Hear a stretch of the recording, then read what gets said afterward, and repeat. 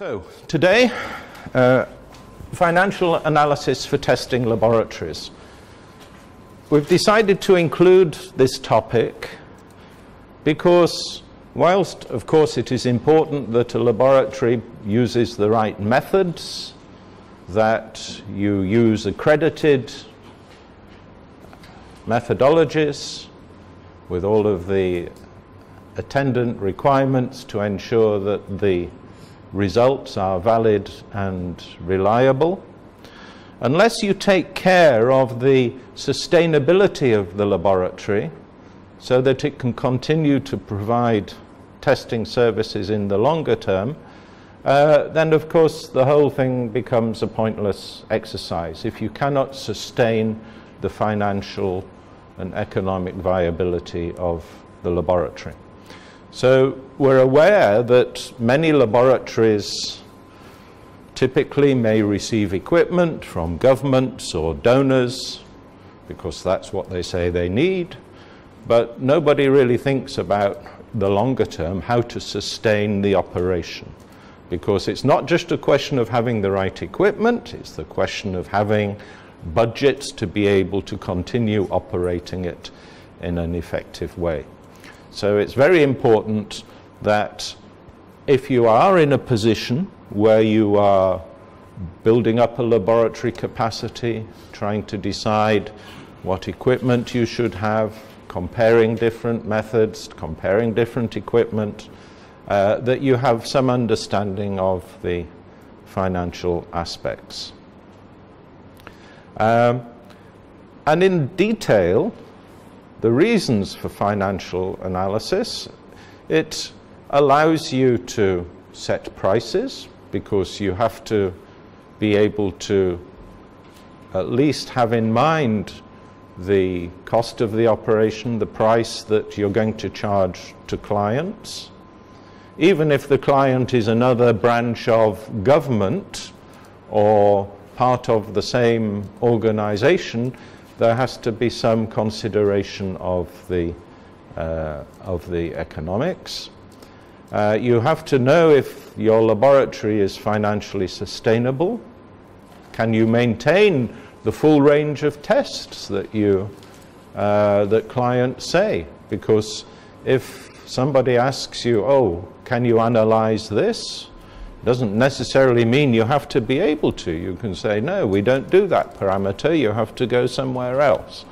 So you have to know whether what you're offering is financially sustainable. And when you're looking at different strategies, different equipment, different test methods, they may have different costs, different cost structures, and this allows you to compare and select the best option. And however, it's not something you can do just straight off the bat. You have to prepare yourself somewhat for performing these kind of financial analyses. And the most important thing is you need data. You need to have some a kind of financial data system. So you need data. So one of the things you have to do very often is have somebody in your laboratory who is taking care of the costs. Very often when we visit laboratories, we ask somebody, well, how much does this cost? How much was the equipment? How much time do you spend analyzing this parameter and that parameter, doing the preparation? And people don't know very often. You know, it's a government laboratory and there's nobody there actually responsible for measuring these things. So you have to have, first of all, somebody who is responsible for setting up the data system, because you're going to need data in order to perform financial analyses. Yeah. I just want to add something. I think it would be, I'm not sure if the other items have this problem. I shouldn't say problem. But we are lots of, you have an organization with a lot of scientists, and therefore the promotions are based on years of experience and qualification stuff. So there isn't really a business a business, a manager who can, can do the financials and what's not. So I think that's where I guess that's the disadvantage. So is it? So are you suggesting that maybe the management trains in the management is also scientists, as pretty much what I want to say. So you're asking that they train also in, or you create a post and have a financial. What are your? Well, one or the other. Very often, if you go to a modern laboratory, even if it's a government laboratory, they will have a manager who might be a non-technical and non-scientific person, and they look after the business side of the laboratory in terms of pricing, in terms of data systems for costing, in terms of investments and things like that. Now, in a small laboratory, obviously you can't necessarily afford a dedicated manager, but somebody in the organization should be given the job of working out these things. As well as having some resources to do this, you need to be able to classify all of your costs. And that means that for every kind of expenditure, you have to put a cost code. So staff costs, for example, on a particular test, for a specific test, for salmonella, might have a cost code. And you have to break everything down to these details. Because the advantage of this as well is then you can analyze your costs and maybe work out ways of doing things more cheaply. Do you need a grade 3 to do this job? Or should it be a grade 1 person? And that way you can actually control your costs more effectively. And you need a standardized approach to the classifying the different types of costs, which I'll come into in a moment. Then you have to put cost centers, because you may have different units within your organization. For example, you may have a micro lab, you may have a chemistry lab, you may have some other activities, training activities, for example. And each of these would have a different cost center code. So this comes down to budgeting as well. And then you have to design your reporting system and the analyses which you're going to make. Because it's obviously not enough just to present a whole load of data. So you have to structure it, you have to analyze it in certain ways to create the variables that managers need for decision making. And then you obviously have a budgeting system whereby each year in advance, and this is very typical in governments, you have to say what are your requirements going to be in terms of budgets for equipment, for running cost, for staffing and things like this for each of your cost centers. And then ultimately you compare historically at the end of that year what you have spent against your budget. And of course a big cost here is your personnel, because we find that in many laboratories the number of staff is one of the main determinants of the overall cost structure. So you have to think about your personnel requirements as well. So in terms of classification of costs, we'd like to suggest two main categories should be in your mind here. If you think about it, there are certain costs which you can link to a specific activity, a specific testing activity, for example. So if you're performing a test and you can identify, somebody brings you a sample for analysis, and if you can identify costs related to that analysis which are specific to that particular sample, then these are going to be what we can call direct costs. if you're not analysing that sample, you don't sustain the cost. It's very simple. On the other hand, laboratories also have certain costs which they must sustain. And these are what we call the indirect or fixed costs. So they have to pay them anyhow. So you have to pay to maintain your equipment, you have to pay administration salaries, you have to pay for servicing, for calibration, accreditation fees. All of these things you have to pay for directly. Pay for, but it's not linked to testing that particular item. Whereas if you have here reagents or consumables in some way related to that test, then they are what we call direct costs. So your direct costs change in proportion to the volume of the activity which you're conducting. You do more analyses, you have more direct costs. So they're directly proportional, they are variable in proportion to the number of tests. Whereas these indirect costs are fixed, they remain the same whether you do no analyses or 100. You have to pay for them anyhow. So that's, oh, thank you very much. Thank you, lovely. Thanks. So that's one of the things we have to think about is classifying our costs. And here we have some examples of laboratory costs. So we can decide whether they are fixed or variable.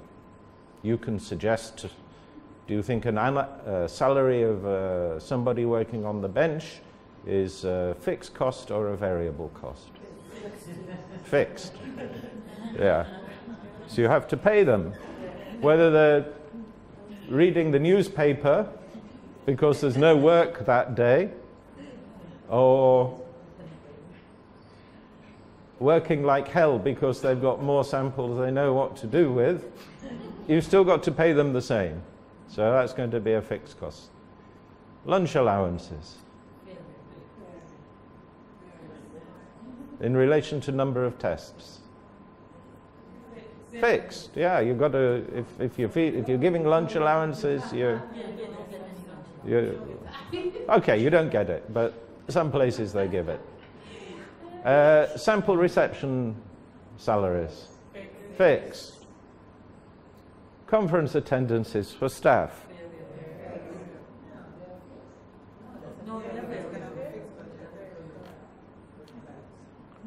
Everything is in relation to the product or service which you are delivering. So in terms of the number of set tests,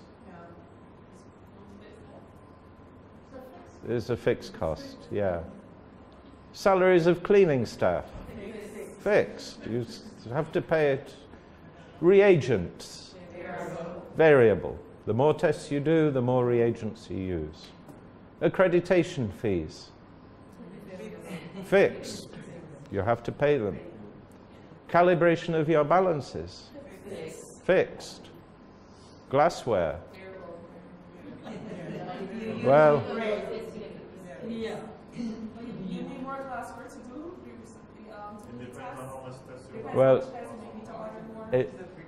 it depends, I guess, if these are, you regard them as consumables or... No, I think it will be fixed. You know, if you wash them and reuse them, then it would be a fixed budget. But it depends on sometimes you may have to use more because you're doing more samples for the same calibration curve. So you're using more glassware for activity, and on another day you may use less glassware because you don't. But if the glassware is reused, all right, then you have a budget every year for that glassware. Normally it would be fixed. But what's interesting, right, is that of all of these different costs, the only variable one was the reagents. All the others were fixed. And this is one of the features which I want you to bear in mind as we move forward through this presentation, that a lot of the costs associated with laboratories and their operations are fixed costs. So how does this look then in graphic way? Well, this is how our fixed costs look.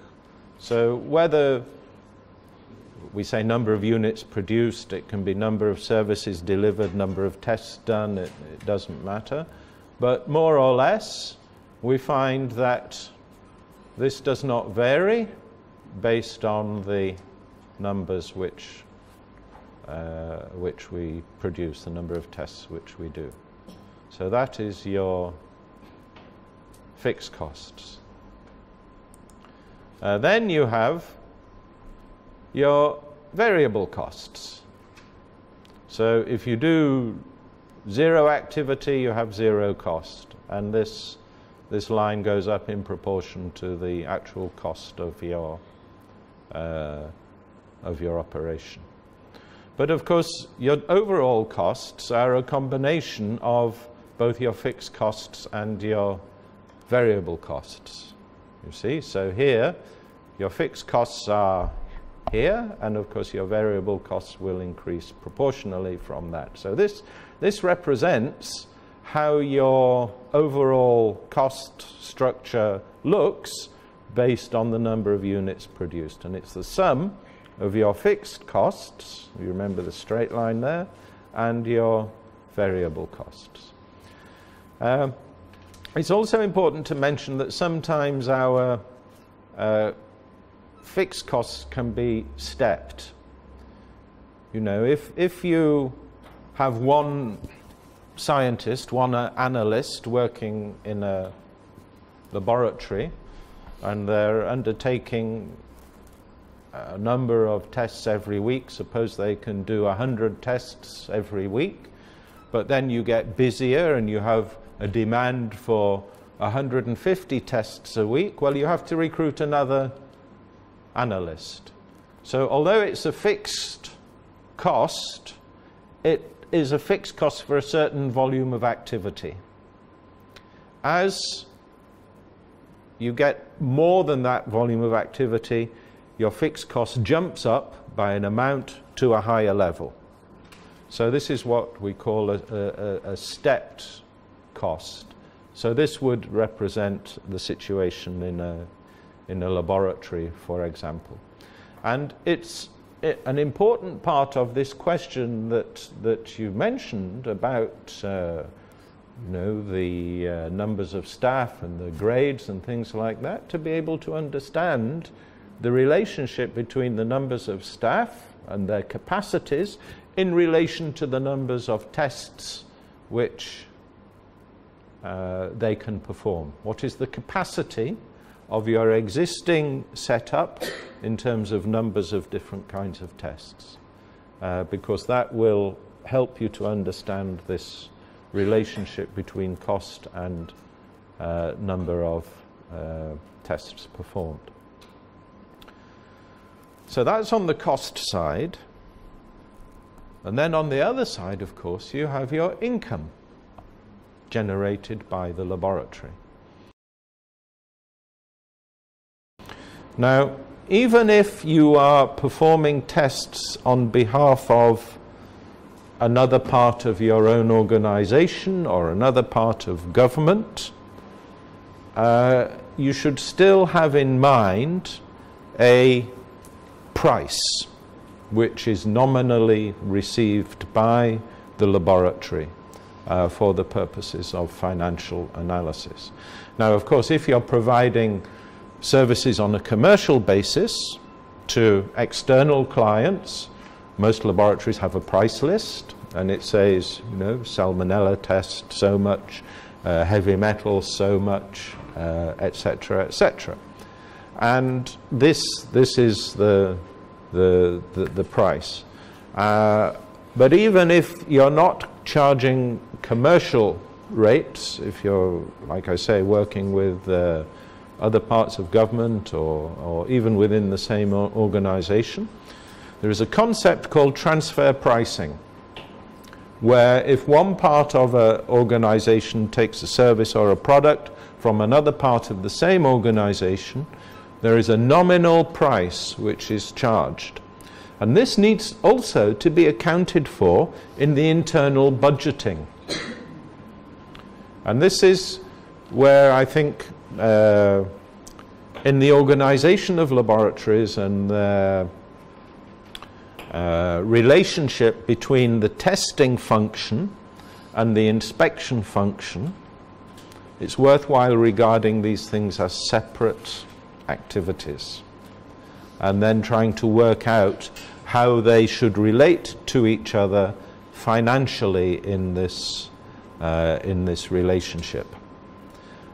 Because if the inspectors ask a laboratory to perform hundreds and hundreds or thousands of tests, well, it's going to affect very much the financial viability of that laboratory. So there has to be some financial discussion there. If these two functions are within the same organization, there has to be some discussion about volumes and costs and prices. So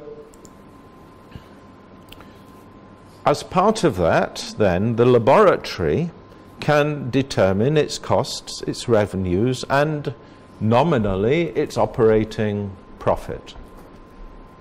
So the costs, of course, are the sum of the fixed costs here, sum of all the fixed costs, which don't change with regard to the volume of business. So that's all of your salaries, your rent, management costs, depreciation, and so on.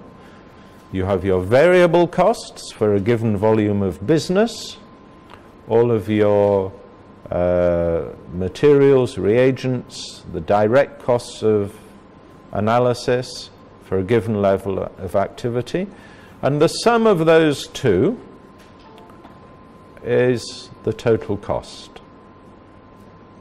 Then, of course, you have your total revenue generated, which is going to be the charges you make to external parties, plus this nominal revenue from any internal transfer, where if you've done work for an internal inspection service. So you have your idea of your revenue.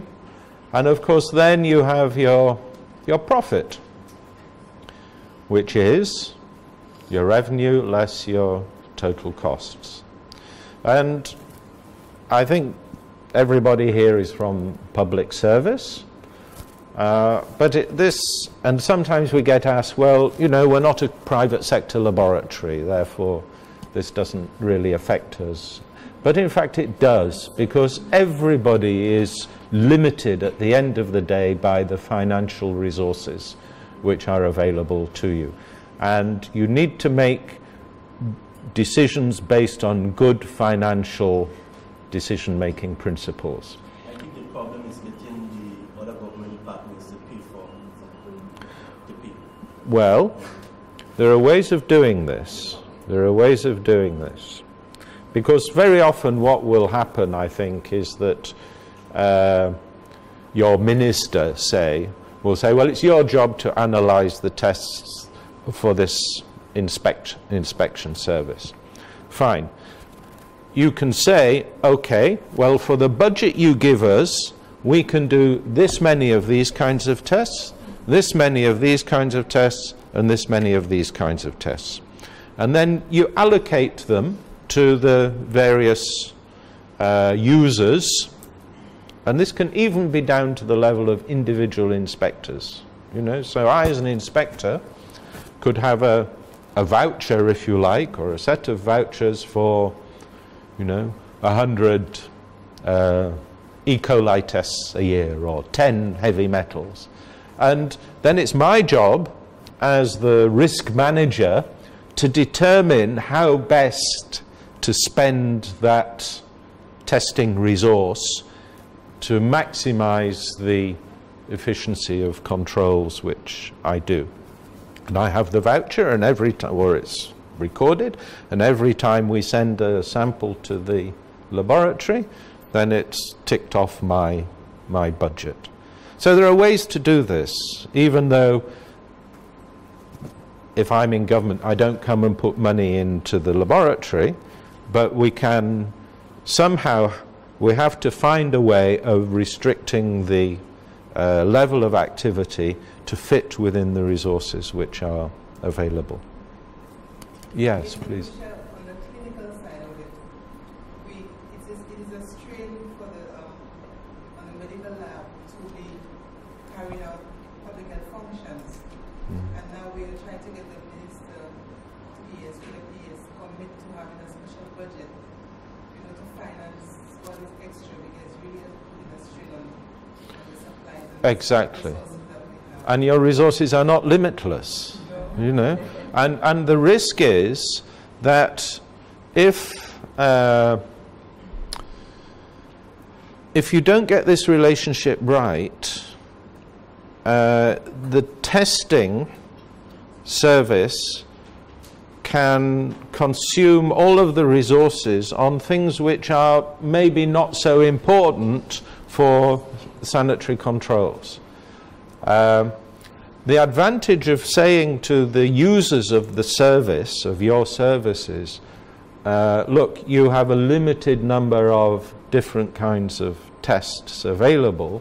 The advantage of that, if you say that to me as an inspector, it makes me think, oh, okay, now, should I spend these resources more on these tests or those tests? Should I spend them in this sector or that sector?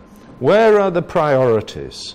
I then start to use my technical resources available, which is you and your service, in a much more intelligent way, ideally related to the risk to food safety. So if I'm thinking, oh, well, in this area we have a lot of problems potentially with ciguatera, well, then I want to maybe try and put most of my resources into testing for that. If another sector we have problems with controlling the personnel and the personal hygiene and hand washing and things like that, well, maybe there I need to focus more on microbiology. But not to do the same for everybody, because my resources are limited and I have to focus them much more carefully. And this is one of the messages which I think we are trying to promote more strongly in this project and in the region, is to have a clearer separation between testing and testing services and laboratories on the one hand, and controls and inspection and decisions about official control on the other hand, because in some places these things get stuck together and are conflated, but actually they are separate functions. Laboratories provide a testing service, they provide data, they provide information, they measure things which we as the inspectors then use that data to make decisions about how to make food safer. So these separate functions are very much in line with the concept of accreditation to 17025, which says that the laboratory analysis the result should be in terms of the quantity of the variable which is demanded by the inspector, by the requester of the service, and that in fact when a sample is delivered to a laboratory, whoever is delivering it should specify the parameters which are to be tested, not to have blanket testing of all parameters against all standards. So I, as an inspector, rather than dumping a sample and saying, does that comply with the standard, I come and I put a sample in and say, I would like that sample to be analysed for mercury by this method, and the results to be given with these kind of associated data in terms of the limits of detection and limits of quantification and so on, which define the accuracy of the test. And then you provide me with that specific result. And it might be it will be a number in terms of milligrams per kilogram of product, and I decide as the inspector whether it's safe, compliant, or what action should be taken as a consequence. And that makes the job of the laboratory much easier, because in a way all you have to do is just receive the sample and provide the test result, and you've done your job. End of story. You don't have to pronounce on its suitability for any given purpose, because at the end of the day, if you're in a laboratory, you don't have control over the sampling anyhow, and the interpretation of that result also depends on the sampling circumstances. We do it like that anyway.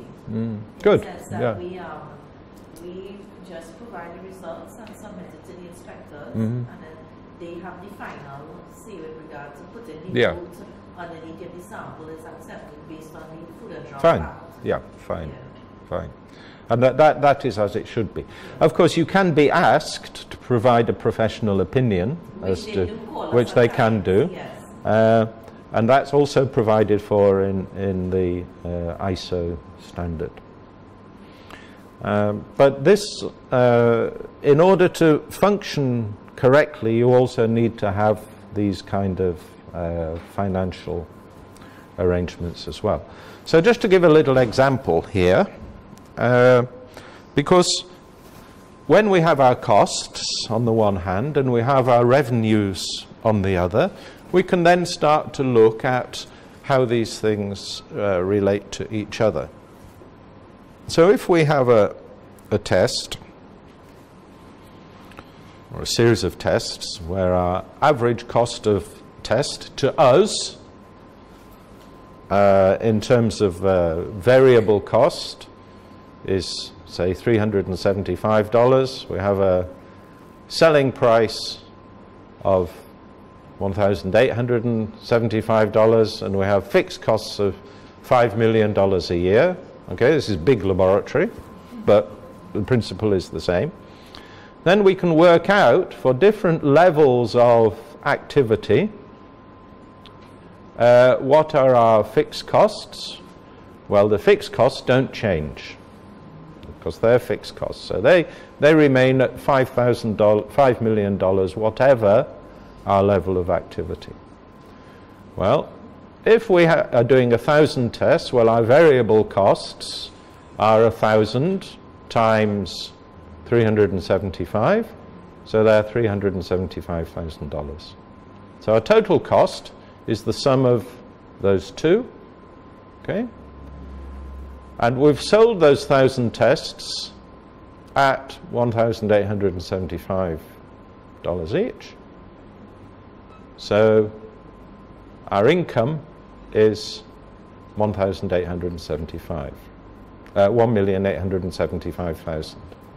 So we can see here that our total costs are substantially greater than our income at this level of business. So if we're only doing 1,000 tests a year, we're going to be losing money. We're going to be losing precisely, well, it's going to be about $3.5 million. But what we do is we work this calculation out at different levels of business. Okay? And what you see is that at a certain level of activity, we find that the costs and the income become more or less the same. So we can see that somewhere between 3,000 and 4,000, sorry, somewhere between 2,000 and 3,000, no, sorry, I was right the first time. Sometime between 3,000 and 4,000, our income becomes greater than our costs. So at 3,000 we have 5.6 million of income and 6.1 million of costs. So we're still losing money there. Costs are still higher than the income. But at 4,000 we see we're spending 6.5 million and we're receiving 7.5 million. So here we're making a profit. So somewhere between 3,000 and 4,000 units a year, we reach what we call the break-even point. It's the point at which our income is equal to our costs. And it's very important for any business, really, to understand where its break-even point is. Because all businesses have fixed costs, all businesses have variable costs. And you need to know how many units you have to sell, have to undertake, in order for your activity to be financially viable. Now we can represent this more easily on a graph. So on this graph you can see the same data. And what we have here is,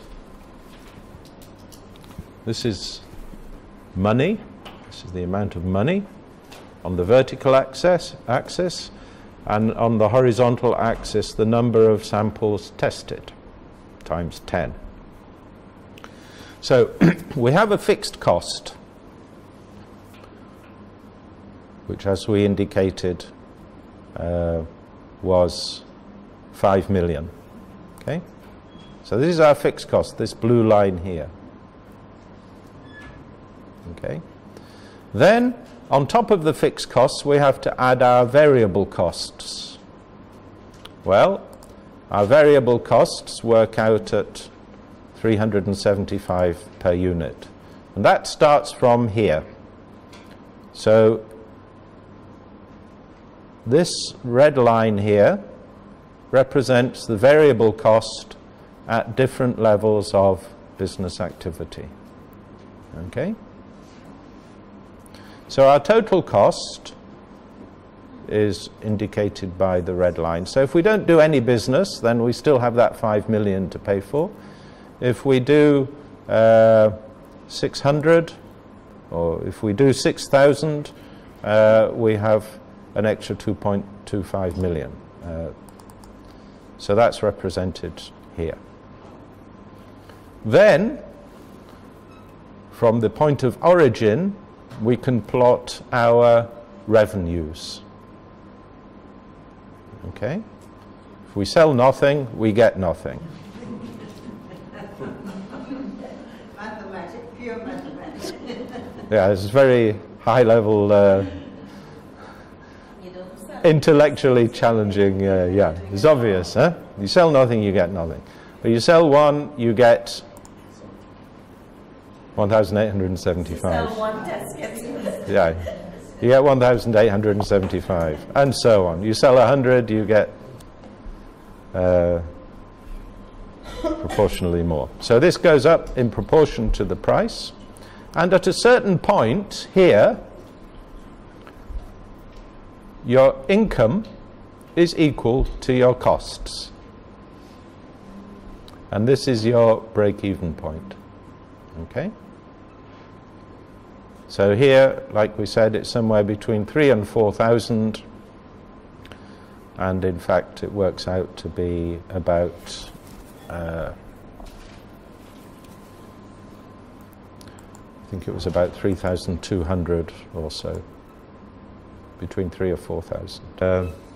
There are different strategies which you can adopt in setting prices. You can say, okay, we will price on a cost plus basis. So you work out what the cost is here, and then you add on a certain percentage, and that is what you charge to your clients. That's one way of doing it. Another way is to say, well, what will clients pay? If you're the only laboratory offering that particular test parameter to an accredited standard, well, and people need to perform that test, maybe you can charge a higher price. That's another way of doing it. Another way is to say, well, what is everybody else doing in the market? So competitive pricing, and you set your price according to that. But bear in mind there are other ways for laboratories to compete other than on price. You know, there are other aspects of service delivery. Maybe you pick up the samples from the supplier, from the client directly. Maybe you have a LIMS system where each client has their own client area on the internet and they can get their results directly. Maybe you have enhanced service where people get next day results. So you deliver your results much more quickly than the competition. So price is one aspect of competing, and there are different ways of doing that. Whatever client wanting one analysis per sample, whereas a partner client might send 10 samples to do the same analysis.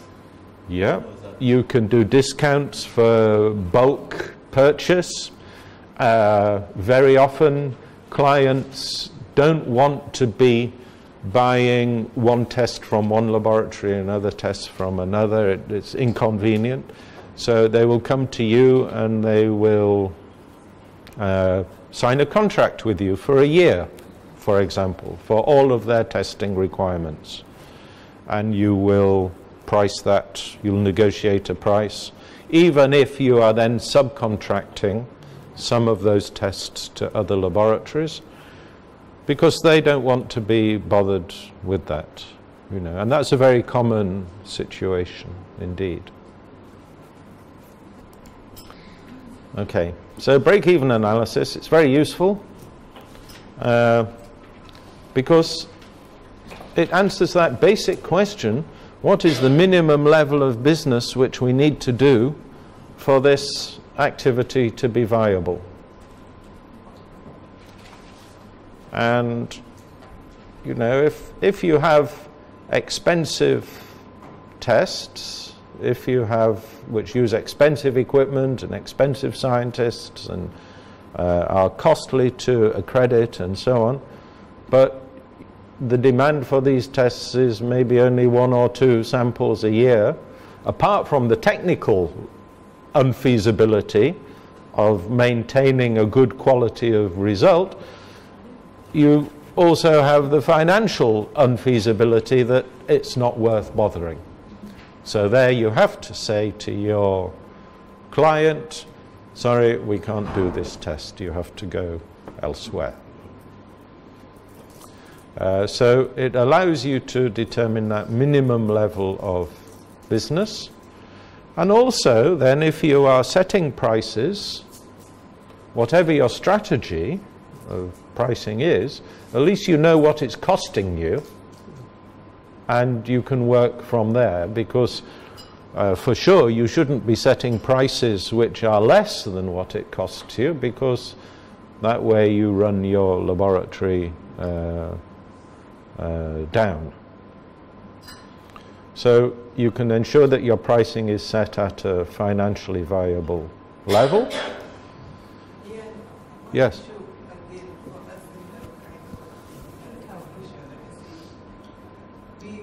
Even if we have recognized that the cost, because again some of the prices have been set from eons, you know, and the cost of sometimes it has increased.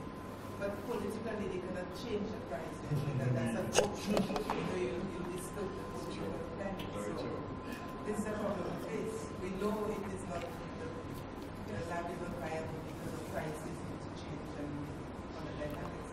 But because for political reasons we have another fine.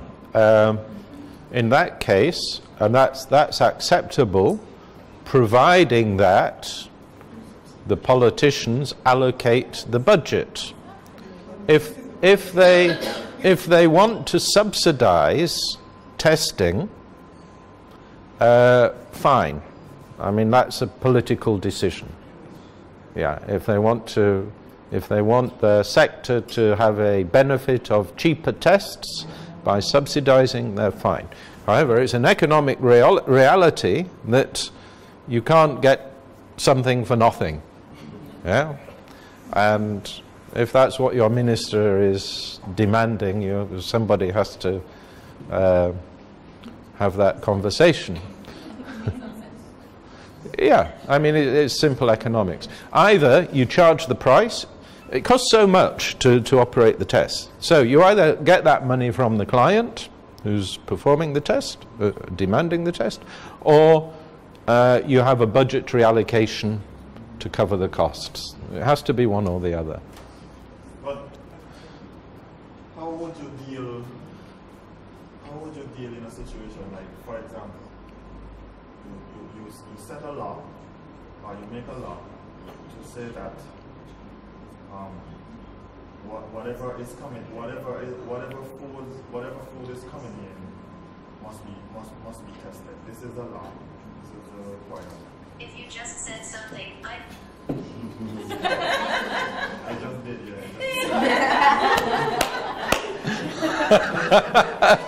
Sorry. But so you set the law so that you set the law to tell them that whatever is coming in must be tested. Mm-hmm. But then, as the person that is doing, as the authority, you are basically also making them pay for that test. Yeah. In an essence, you are using the law. You are using the law to make people pay. Yeah. We call the law is not really supposed to make people pay for this. So correct. So essentially, if the person that is doing importation says, well, you make this a requirement, you have to take up that responsibility. Yeah. So, you essentially have to start to do things for free. Mm-hmm. So how you then when you get into the freeness, you definitely know that it's not well, profitable. These are very important questions, and we find in many countries a critical misuse of laboratories.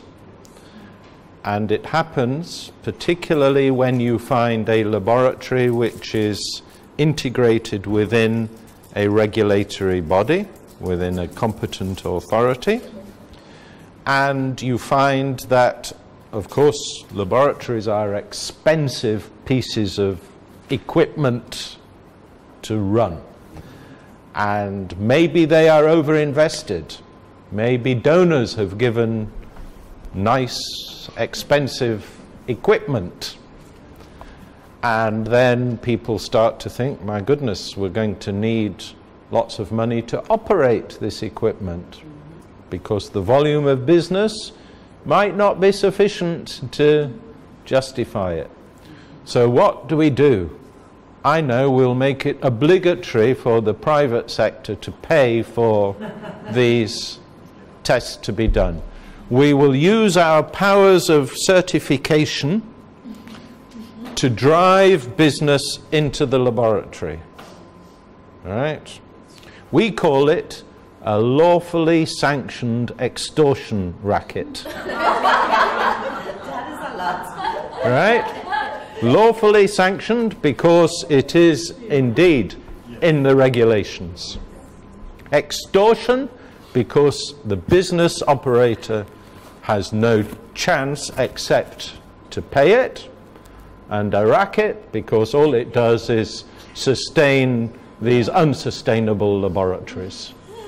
And we see this many times in different countries, particularly in less developed countries where the budgets are not sufficient to sustain laboratories. And this is why we say separate your laboratory from your competent authority completely. Better if it's in a different organization totally. And budgets for testing, give them to the competent authority, not the laboratory, right? So that that competent authority can then buy those tests.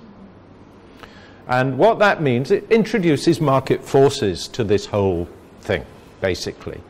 And laboratories then start making their investment decisions based on what is viable, what the demand for different test parameters is, and the whole thing starts to fall into line. Because the problem until now is that most laboratory investment decisions are made by scientists such as yourselves in laboratories.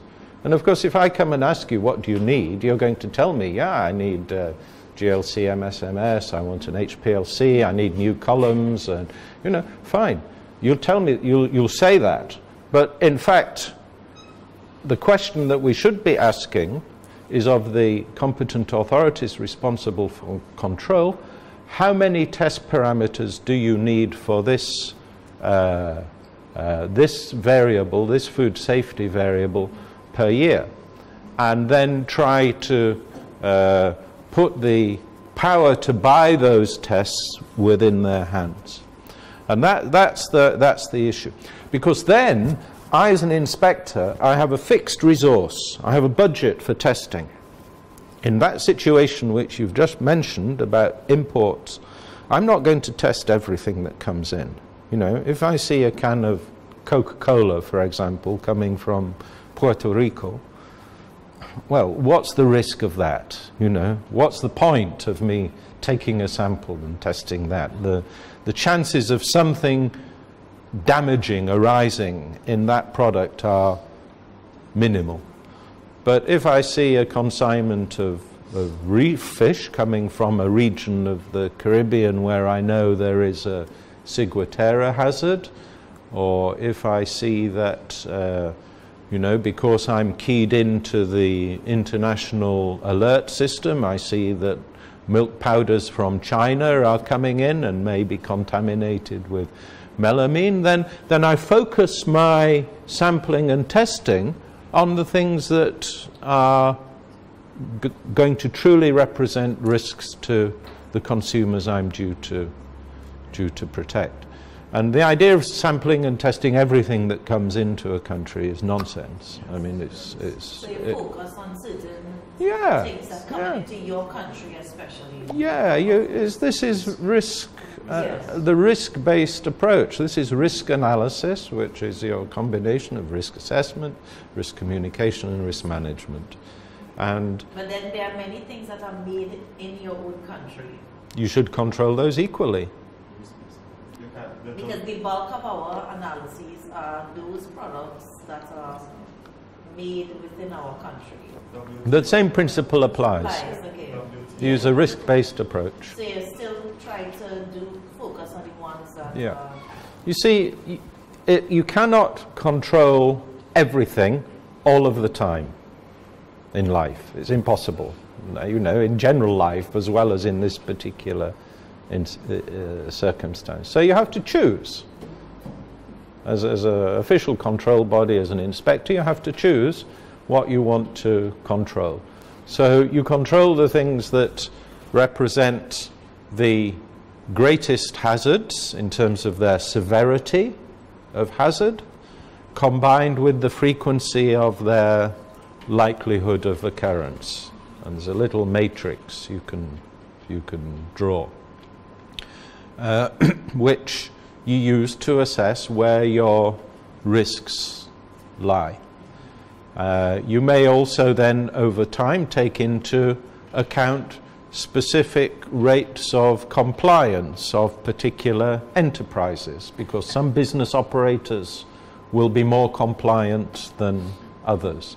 So risk profiling on the basis of products, origins, and business operators is our bread and butter as official control bodies these days.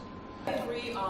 When you mentioned that the lab should be, we should be seen as just doing the test fine, that's it. And if anything, consider giving the inspectors a budget to facilitate the payment for the testing. Yeah. I agree to some extent, but the government, the governments have a problem with finances and resources, and what's not everybody's tight on money. So yes, the lab is tight on money, but the inspectors are tight on money also. To the point to that, there are even short inspectors, there are not enough inspectors to carry out the adequate testing. So for me, I think that the importer or the food manufacturer there should be a halfway point. They should be willing to pay some of the costs. Rather, maybe the government should subsidize some of it and they pay the others, because at the same time, this is their business. If they're bringing their products in or want to sell their products, a lot of these food manufacturers make a lot of money. Okay. Some of them are millionaires. So, and I find that for them is always, oh, the government is free. We should get this done free. We want it free. We want it free. And they have this mentality and they don't want to pay for anything. And if you look at the whole, even in the US, FISMA, they're what they're introducing. We have to, if we want to import our products to the US, and when they're ready, they send their inspectors and stuff to check up on our products, we have to pay. You know? Sure. So no, if you're a food if you are in the food industry and you're importing or exporting, you're making some sort of money from it. You should be willing to pay for something. Of course. Than having to expect everything free from the government. That's just what we're thinking. You have to beat the government, and the private have to be halfway. Well, we're not saying. You're using the law. Yeah. Well, we're not saying that. It's a forcing. You're using the law to force, and that is what I have a problem with. Yeah. The law is supposed to be used. Okay, but there is a halfway house here. There is a halfway house, and of course there are costs associated with controls which can be passed on to the business operator. And one of the ways to do it, which doesn't distort this laboratory testing activity, is by kind of annual licensing fees.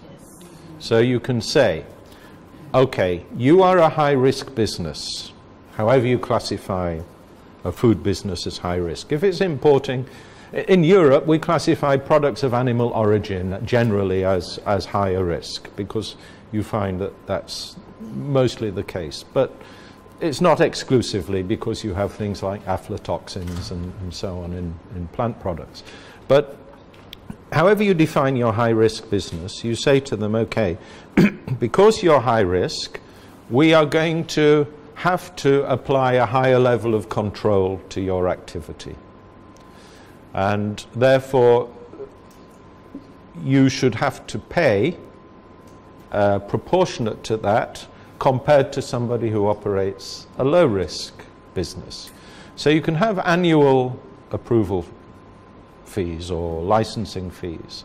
So you can say to your importers, you can classify them. You can say, okay, you're importing meat or fish or high-risk products, and therefore you have an annual fee for which we will control your products, and that contributes towards your budget. And this is fine. And this is fine.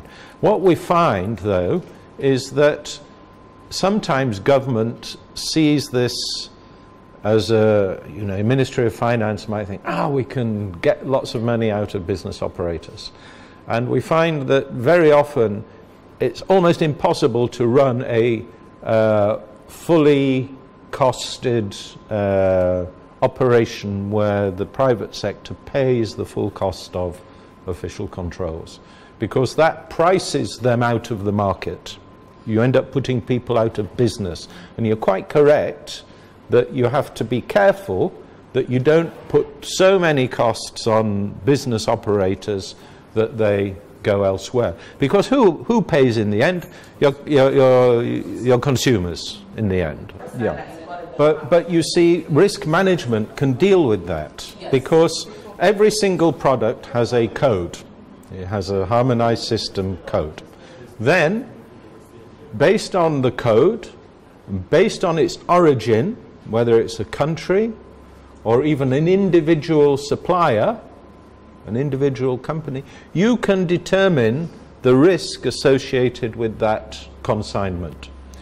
And what import authorities do, if they're well organized, they have an import policy which says for every single HS code, harmonized system code, for every single origin, this is the appropriate sanitary, phytosanitary response to being presented with that consignment.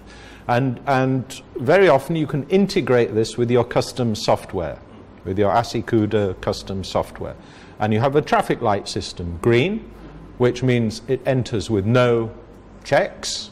You have amber, which means there will be a periodic check based on some sampling frequency, which you determine by risk. And you have red, which is stop and sample and test and investigate. And all of this can be automated to the extent that your border control officer, when presented with a consignment, it says exactly what should be done. And if it's flagged for testing, then it says what is the sampling rate, what are the parameters to be tested, and what are the criteria to be applied. And it takes out the discretionary aspect as well, because, you know, there's also, we have to take care to protect the integrity of the control process as well, because this also can result in pressures on corruption of officers and things like this. And by putting these into a system, you can actually make that a much more solid and reliable process. So these are some of the other aspects of management of inspection and testing which we have to think about. But at the core of it is you have to have an understanding of these financial aspects. Break-even analysis, I think, is the first step. It is limited. It doesn't do everything for you because it only works on the supply side. So you still have to make some decisions if you're looking at investing in tests as to what is the demand for tests. And there are certain assumptions which you have to be aware of, which we've set out here. We assume that fixed costs are constant. It's not always the case. That unit variable costs are also constant within the range. Not always the case. We assume that what we produce is what we sell. Well, in laboratories that isn't the case, because you buy reagents and you store them. So you may have stocks of tests sitting in your cupboard which are not being used. And also some of those are limited shelf life, so that increases the cost, so you have to be aware of that. And then, of course, you're not just selling one kind of test. You know, you might be selling microbiological tests, histamine, heavy metals, other chemical parameters, aflatoxins and so on, all of which have different cost profiles. And in fact, if you sell more or less of some of those tests, then it's going to alter overall your cost structure. So they have to be taken into account. And then finally, just on this issue of the pricing, how do you set the prices, which we mentioned earlier? You have to be aware that there is something called price elasticity of demand. It's an economic term, but what it basically describes is how demand for a product will vary depending on the price which you set. So you can have inelastic demand. In other words, the demand for your test is going to be the same whatever the price you charge. So you charge a higher price, well, the quantity which you sell is immaterial. So this is if you have a monopoly on on a testing service and a regulation which says you have to test in our laboratory. So your minister is creating this circumstance. On the other hand, you may be one of many laboratories operating in a free market, competing with other laboratories for business from private sector operators, in which case you have a proportionately elastic demand, whereby if your price is high, you won't sell many tests, but you reduce the price and you sell more. Okay, so price depends on the demand depends on the price which you offer. So these are just two scenarios. Okay, so I'd like to continue a little bit now, talking about investment appraisal, because this is where we start to look at how to optimize the decisions about the methods and equipment that we invest in using the financial data we generate. And the idea is, in all of these investment appraisals, is that we spend some money up front to build up the capacity to perform a certain test. We have to build the laboratory, we have to put the equipment in, we have to recruit the staff, we have to develop the methodology, get the accreditation. All of these are investments which we spend right at the beginning, which then allow us to perform our functions over the subsequent period, over months, weeks, or years. And so it introduces this concept of time. And there are different methods which we use for deciding how good is one particular investment compared to other investments. We can use what we call a payback period, a rate of return, net present value, or profitability index. And I'm just going to talk about a couple of these which are the ones that are easiest to understand and which perhaps will be most useful for you. So in terms of payback period, this is quite simply the length of time it takes to repay the initial capital investment. Because when we make that investment, we then start operating our test and generating, we hope, some revenue. So we need to have information about the profit that the investment has generated. And quite simply, the payback period is the total investment cost divided by the profit per period, whether it's months or years. So if you spend, for example, €1,000, €1,000, you have a profit per test of $5 based on your analysis that you've done. You're doing 100 tests a year. Well, your profit per year is 5 times 100, which is 500. You spent 1,000, so it will take you 2 years to pay back the cost of the investment. Okay? So your profit, every time you make a profit, it corresponds to a part of the original investment. Very simple.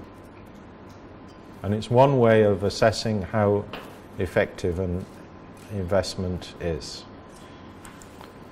Then we can have rate of return, which is something that corresponds to, say, putting money in a bank. When you put money in the bank, they give you a rate of interest.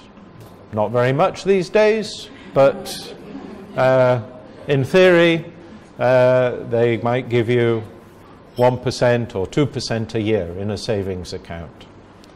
And what this approach involves is comparing the annual profit generated by the investment with the cost of the investment on a percentage basis. So the same investment as we had in the previous example, we invested 1,000. Every year we make $500, euros. Our rate of return is 500 divided by 1,000 as a percentage is 50%. So every year we generate 50% of the investment. It's just another way of looking at the same data. But we also have to take into account something called the time value of money, because we know that if I said to you, okay, I'm going to give you $1,000 today, or you have a choice of $1,000 in 5 years' time, which would you take? Today. Yeah. Usually. Because $1,000 today is worth more to you than $1,000 in 5 years' time. Sure. So there is a time value of money. And because our investments have a finite life, they don't run on forever, and because they also deliver benefits and cause us costs at different rates, for example, a piece of equipment may require higher levels of maintenance later in its life than when it is new. So your costs also will vary. We need to take into account these factors. So accounting for time is something which we try to do sometimes in these kind of calculations. And this is just based on the idea that money today is worth more than money tomorrow. Because if I gave you $1,000 today, at least you could go and put it in the bank, or you could invest it and you could do something with it. So what we try to do is have a standard measure, a standard approach for the way in which we deal with money which is received or spent at different times in the life of the project.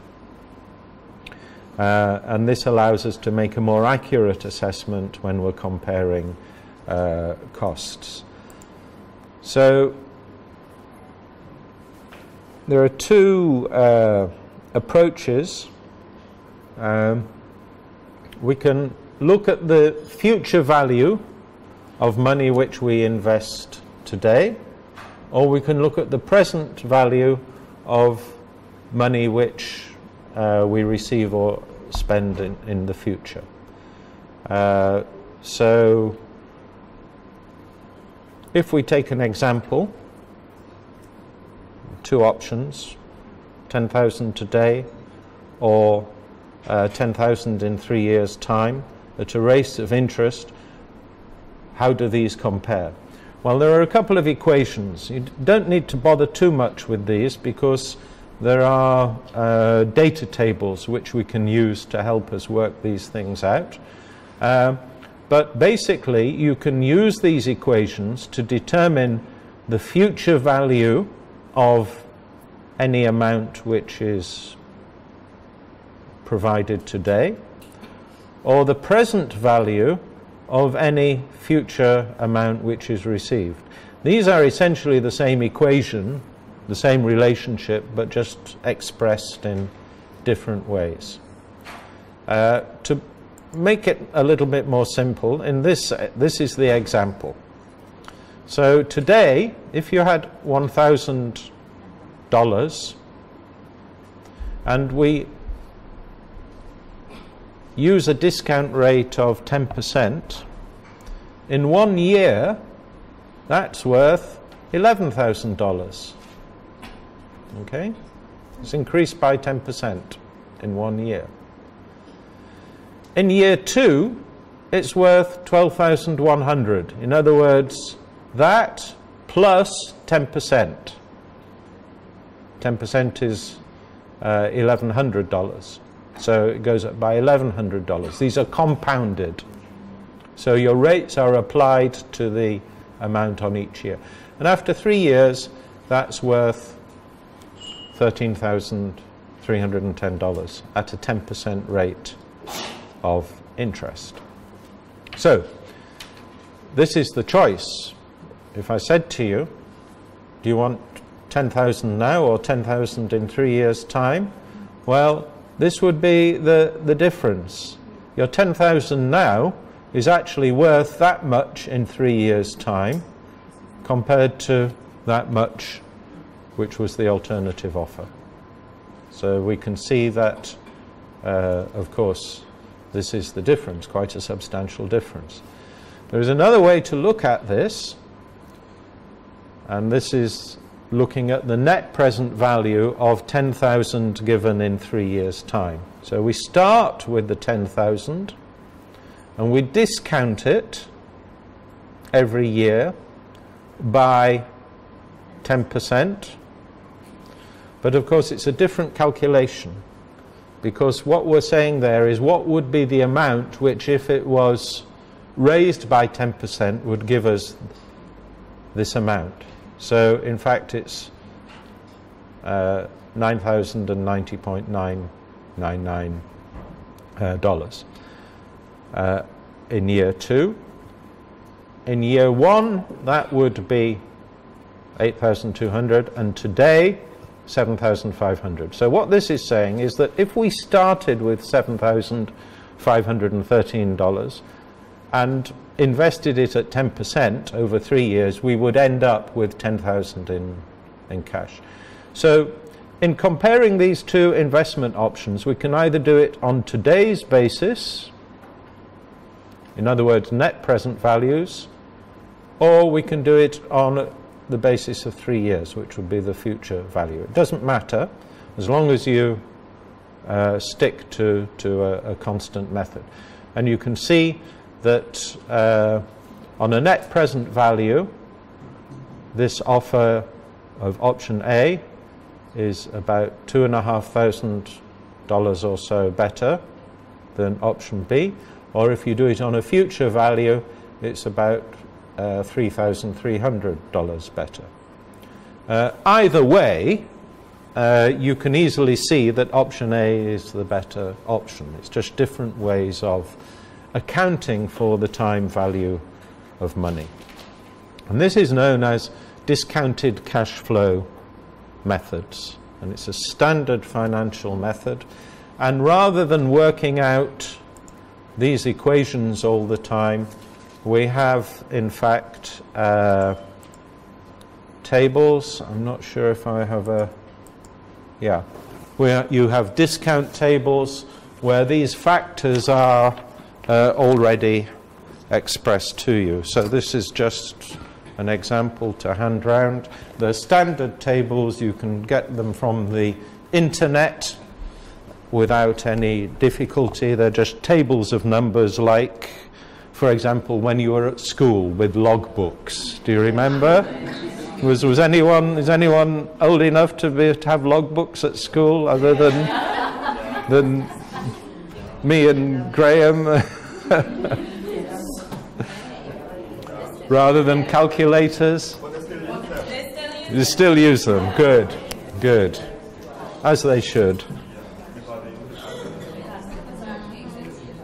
So these discount factors are used to work out and account for the time value of money. Okay? So how does this look in practice? Well, here's a discounted cash flow example. Suppose you have a choice of 2 HPLC machines. They both meet your technical requirements. And this is quite a typical situation. You look at the offer from Biofarm and you look at the offer from Bioland. Okay? No, okay, but in principle, you have different suppliers who are trying to sell you with a piece of equipment. Okay? In this case, HPLC, they both have the same life, 6 years.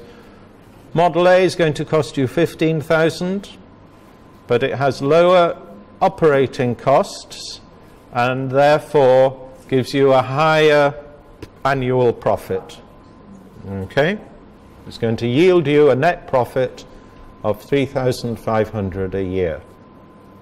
Model B is much cheaper, but it costs you more to operate for whatever reason, needs more maintenance, uses different reagents and so on. And it yields a lower net profit of 2,000 per year. Which of these should you buy? Which is the most financially advantageous?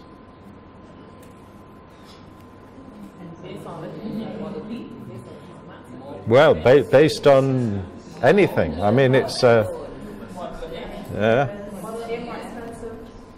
Yeah, but I get but it's only 1,000 per year. I get to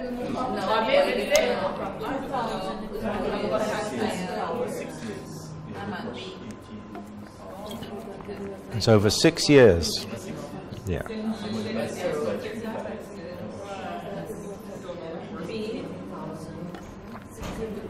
Well, perhaps if we knew the operating cost, you could make a better judgment.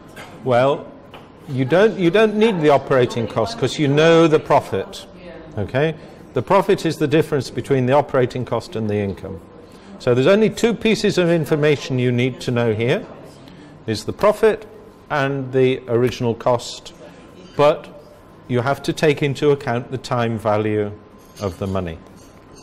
And this is where these kind of discounted cash flow methods are quite useful. So if we take these two examples, this is Model A and this is Model B. So you can see that we look at the cash flow, right? In year one, we have spent 15,000, but we've received 3,500. So our cash flow is 11,500 negative at the end of year one, right? In year, that comes from spending 15,000 at the beginning of the year, and then during the course of that year, receiving 3,500. So at the end of year one, we are 11,500 down, negative. Right?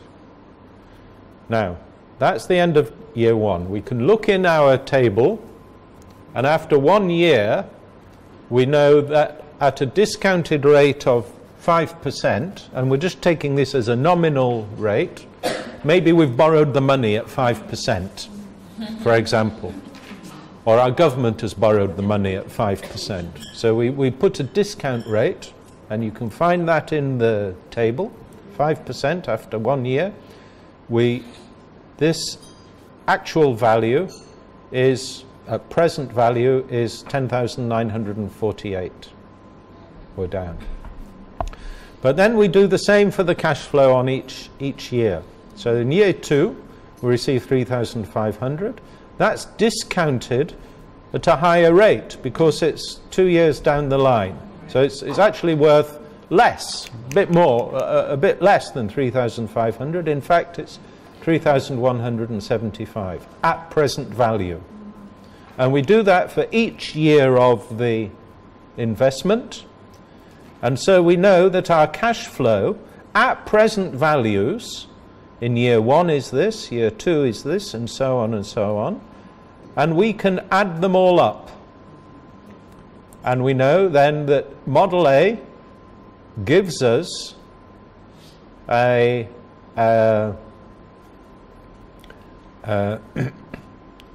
total cash flow of 6,000, but the present value of that is 3,486. Right? Now, when we look at Model B, what's interesting is it gives us the same amount of cash money as Model A over the 6 years' life. But when you look at where or when you spend that money and receive the money in the course of the project, by doing this exercise with the discounted cash flow, you find that in year 1 you have a negative cash flow of 4,000. Well, that comes from your 6,000 purchase cost and your profit of 2,000. The difference is 4,000 you have to find in year 1, which is worth this much when you discount it. And in the years thereafter, it provides you with 2,000 each year. So at the end of 6 years, over the life of the project, it still has the same overall cash implications, but because this one has lower upfront costs, right? You're spending less money, even though you're getting less revenues.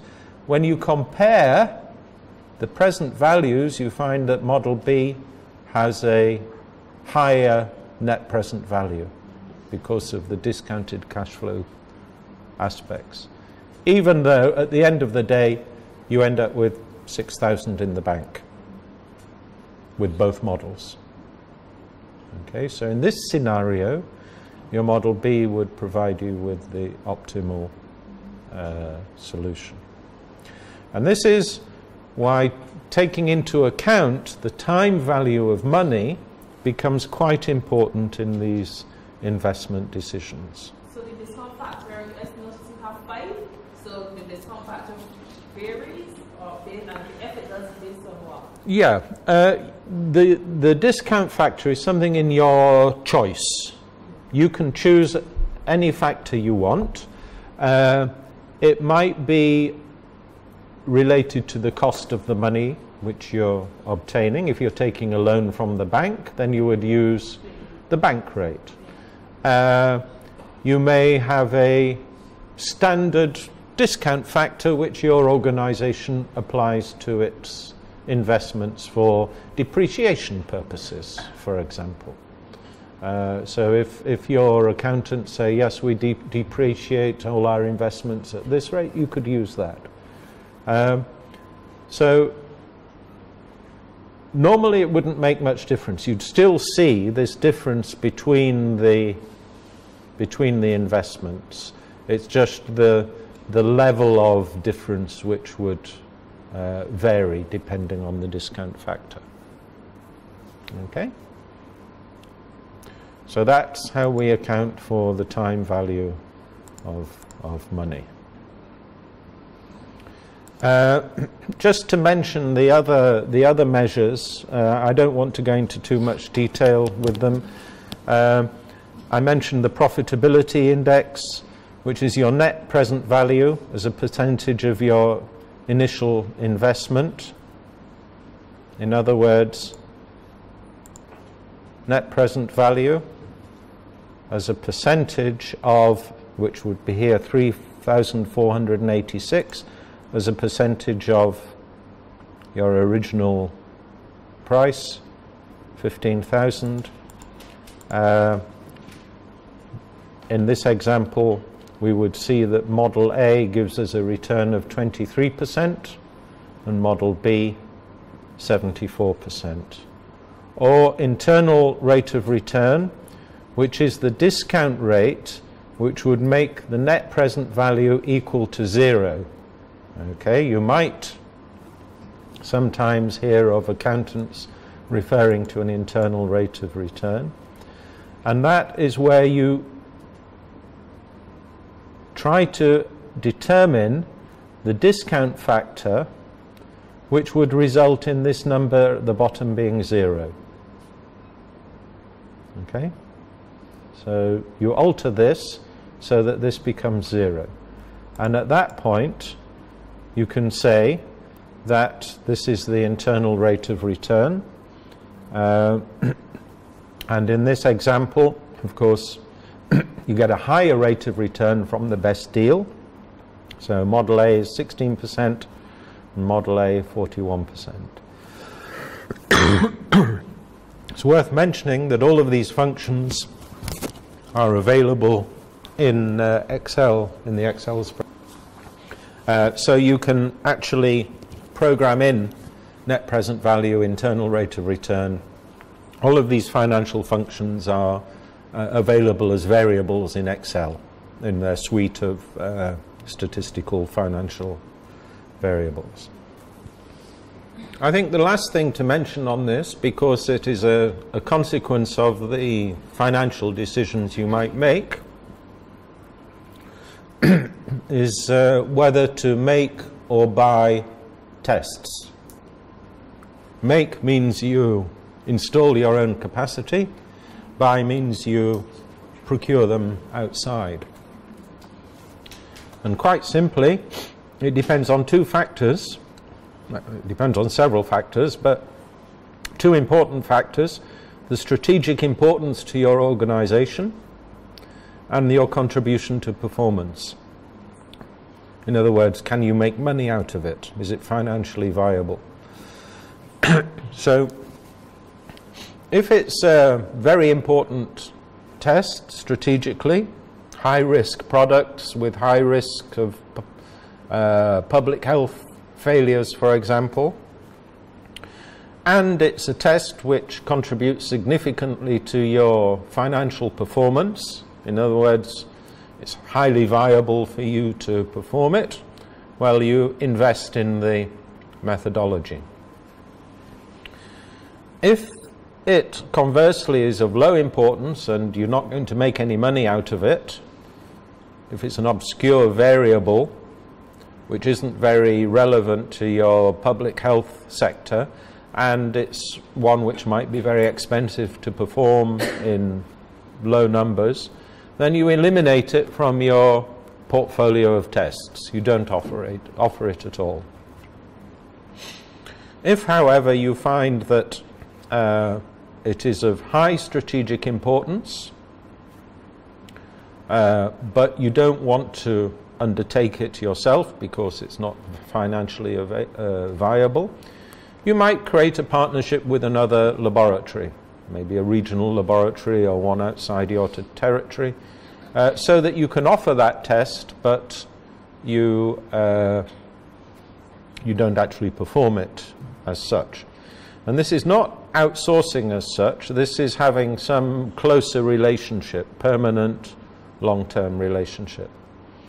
Alternatively, it could be a low priority test which you don't really want to